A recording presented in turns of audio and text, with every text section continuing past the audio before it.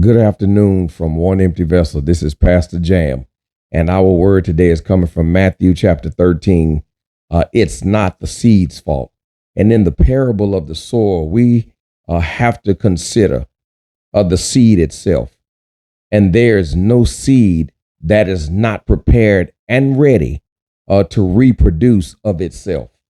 So anytime that we see a seed unable to take root, a seed unable to reproduce, a seed unable to be germinated with the appropriate moisture, with the appropriate water, fertilization, nutrients that it needs to grow, we must take a look at the grounds of the soil in which the seed was planted. And in relation to us as spiritual beings, we know that it's not the seed's fault.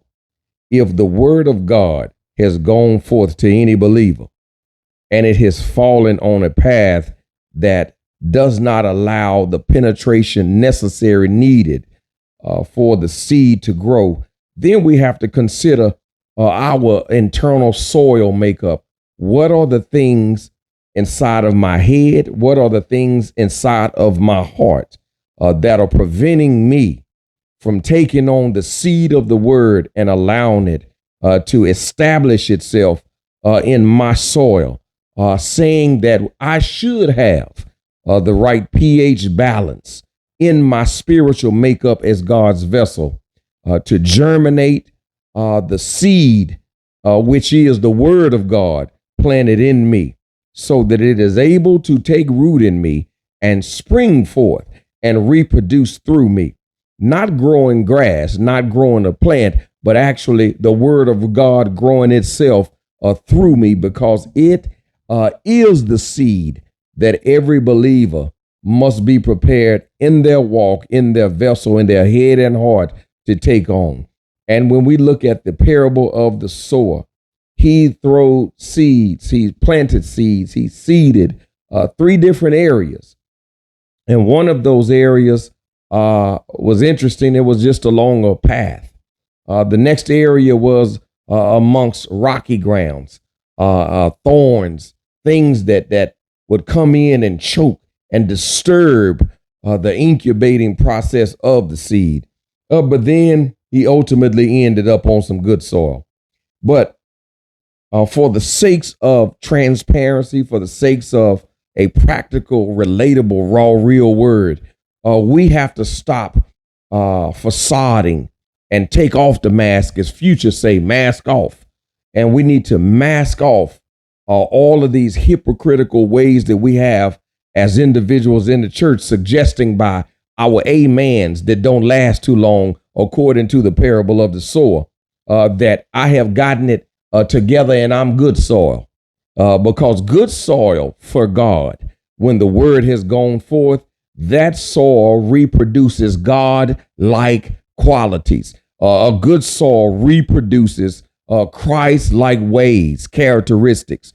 A good soil reproduces the discipleship inside of every believer that can now go out and plant and water as God gives the increase in some other brother or sister. But too often we are blaming our lack of productive behavior on the word of God and on God himself by declaring, I'm ready.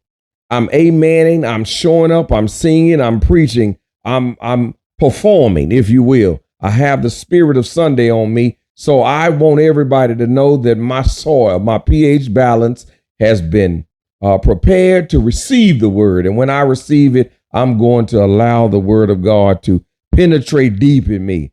But I would challenge everyone and the church this day to take a very intrinsic, introspective, and interpersonal look at themselves and really consider, are the conditions of my mind, are the conditions of my heart ready to take on the seed of the word and allow that seed to do exactly what it was designed to do, reproduce. However, That ain't the case.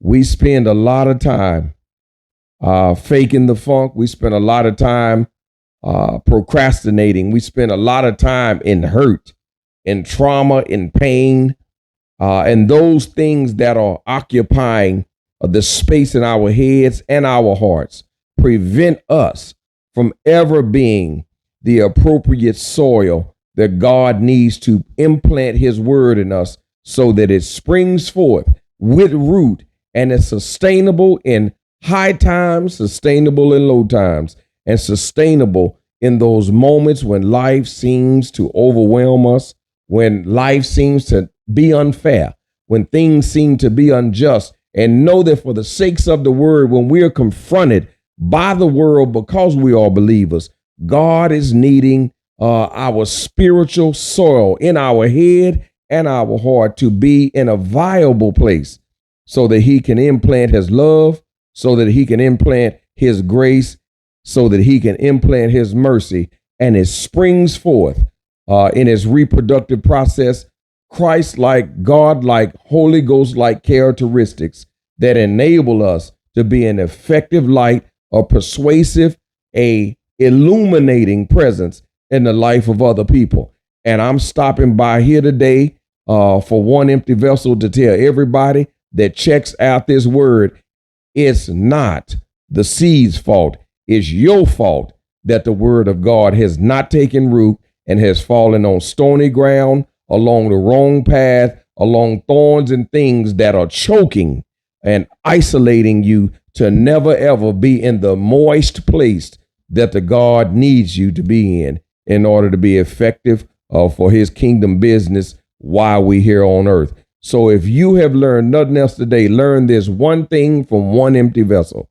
It is not the seed's fault. It's your fault as believers that you have not prepared the soil of your mind and the soil of your heart to receive the unadulterated, inerrant word of God that can go forth and spring forth everything that God intended the seed of his word to be fruitful in. One.